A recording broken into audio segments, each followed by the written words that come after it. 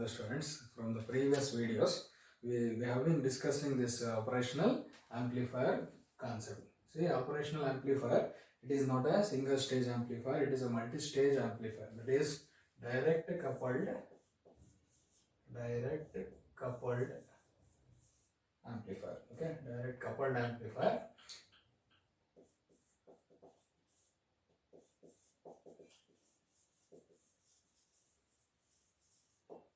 It is available in the form of integrated circuit, that is IC.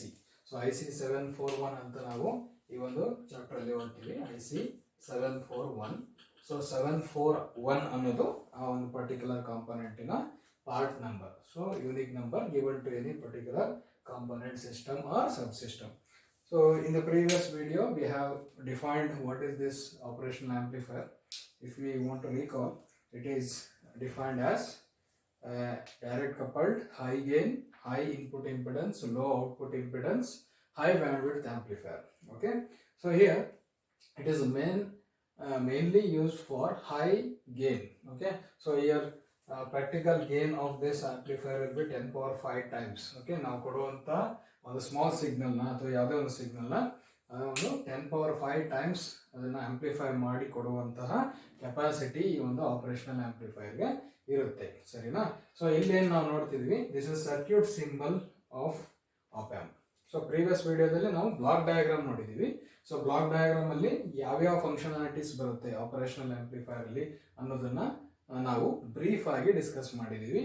So ಈಗ ನಾವೇನ್ ನೋಡ್ತಿದೀವಪ್ಪ ಅಂದ್ರೆ circuit symbol of on op amp. ಈಗ ನೋಡಿ, op amp ನ ಒಂದು ಸ್ಪೆಷಾಲಿಟಿ ಏನಪ್ಪಾ ಅಂತಂದ್ರೆ, it has got 2 input terminals. Input terminals ಎರಡು ಇರ್ತವೆ. ಸೊ ಎಲ್ಲ ಒಂದು ಆಂಪ್ಲಿಫೈರ್ಗೆ ಅಥವಾ ಇದುವರೆಗೂ ನಾವು ನೋಡಿರೋ ಆಂಪ್ಲಿಫೈರ್ಗೆ ಇರುವಂತಹ ಟರ್ಮಿನಲ್ಸ್ ಎಷ್ಟು? ಒಂದು. ಬಟ್ ಇಲ್ಲೇನಾಗುತ್ತಪ್ಪ ಅಂದ್ರೆ ಎರಡು ಇನ್ಪುಟ್ ಟರ್ಮಿನಲ್ಸ್ ಇರ್ತದೆ. ಸೊ ಅವುಗಳನ್ನ ನಾವು inverting input terminal, non inverting input terminal ಅಂತ ಕರಿತೀವಿ.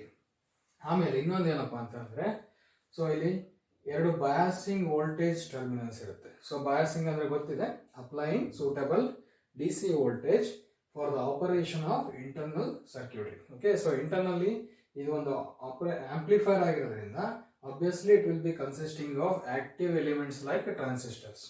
So transistors ಆಪರೇಟ್ ಆಗ್ಬೇಕಂದ್ರೆ ಅದಕ್ಕೆ ಸೂಟಬಲ್ ಆಗಿ ಬಯಾಸ್ ಮಾಡಬೇಕು. ಆಸ್ ಎ ಆಂಪ್ಲಿಫೈರ್ ಅದು ವರ್ಕ್ ಆಗ್ಬೇಕಂದ್ರೆ you know the biasing condition. So ಆ ಕಂಡೀಷನ್ಸ್ ನ ಸ್ಯಾಟಿಸ್ಫೈ ಆಗೋ ರೀತಿ ಏನಾಗಬೇಕು, ನಾವು ವೋಲ್ಟೇಜ್ ನ ಕೊಡಬೇಕು. ಸೊ ಆ ವೋಲ್ಟೇಜ್ ಕೊಡೋದಕ್ಕೆ ನಮಗೆ ಇಲ್ಲಿ ಆಪ್ ಆಂಪ್ ಅಲ್ಲಿ ಎರಡು ಟರ್ಮಿನಲ್ಸ್ ಇದಾವೆ. ಸೊ ಒಂದು ಪ್ಲಸ್ VCC ಅಂತ ಕರಿತಿದೀವಿ, ಇನ್ನೊಂದು ಮೈನಸ್ VE ಅಂತ ಕರಿತೀವಿ. ಓಕೆ, ಸೊ ಇದು ಯಾಕೆ ಹಿಂಗೆ ಪ್ಲಸ್ VCC ಮೈನಸ್ VE ಅನ್ನೋದು ನಿಮಗೆ ನೆಕ್ಸ್ಟ್ ಸರ್ಕ್ಯೂಟ್ ಡಯಾಗ್ರಾಮ್ ನೋಡಿದಾಗ ಗೊತ್ತಾಗುತ್ತೆ. ಅದರ ನೆಕ್ಸ್ಟ್ ಅಪ್ಲಿಕೇಶನ್ ನೋಡಿದಾಗ ಇನ್ನೂ ಕ್ಲಿಯರ್ ಆಗುತ್ತೆ. ಸೊ ಇದಕ್ಕೆ ಒಂದು ಔಟ್ಪುಟ್ ಟರ್ಮಿನಲ್ ಇರ್ತದೆ. ಸೊ ಇದನ್ನ ಇದು V0 ಅಂತ ತೋರಿಸಿದೀವಿ, ಇದು ಔಟ್ಪುಟ್ ಟರ್ಮಿನಲ್. ಸೊ ಒಂದು ಈ ರೀತಿ ಟ್ರಯಾಂಗಲ್ ಈ ರೀತಿ ಬರ್ಕೊಂಡ್ಬಿಟ್ಟು, ಸೊ ಇದಕ್ಕೆ ಎರಡು ಇನ್ಪುಟ್ ಟರ್ಮಿನಲ್ಸ್ ತೋರಿಸ್ತೀವಿ. So these are biasing terminal, this is output terminal.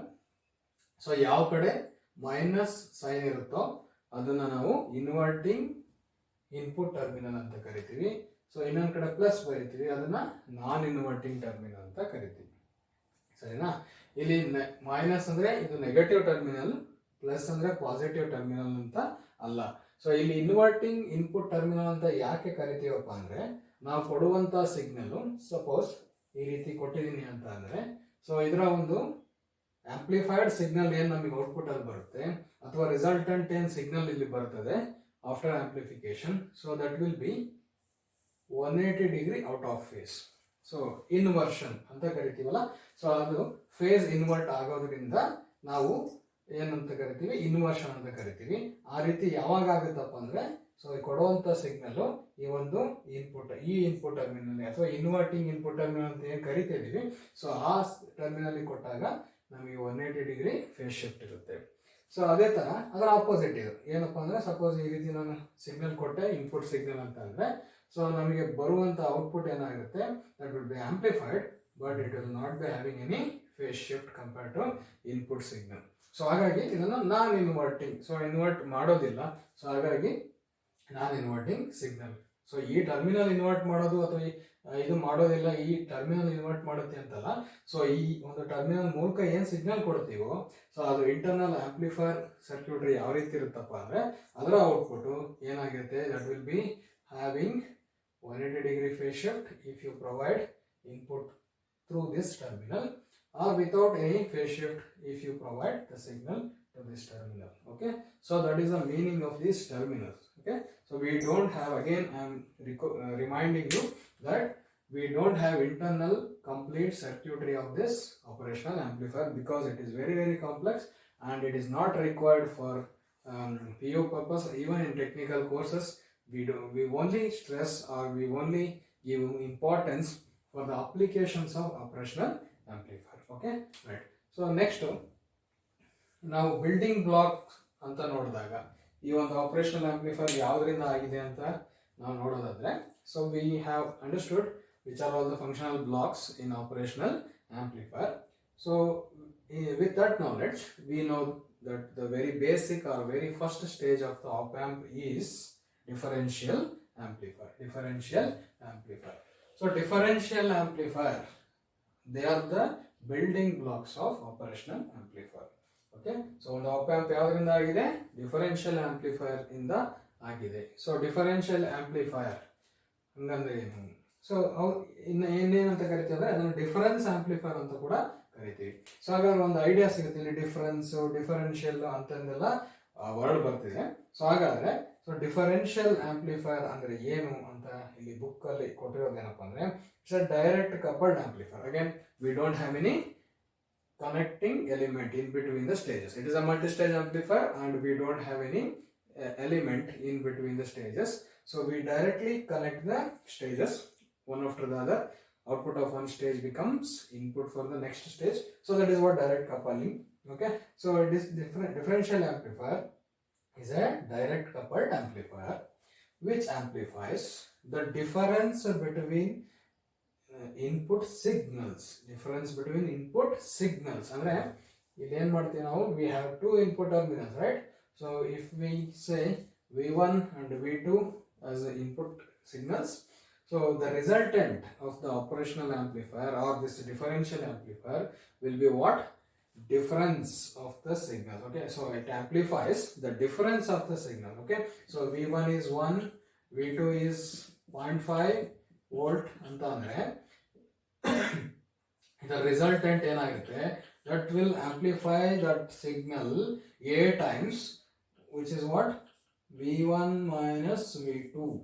Okay, so ಇವೆರಡು ಸಿಗ್ನಲ್ ನ ಡಿಫರೆನ್ಸ್ ಏನಿದೆ, so 0.5 volt, so that will be amplified by a factor a, and this factor is decided by what, amplifier circuit.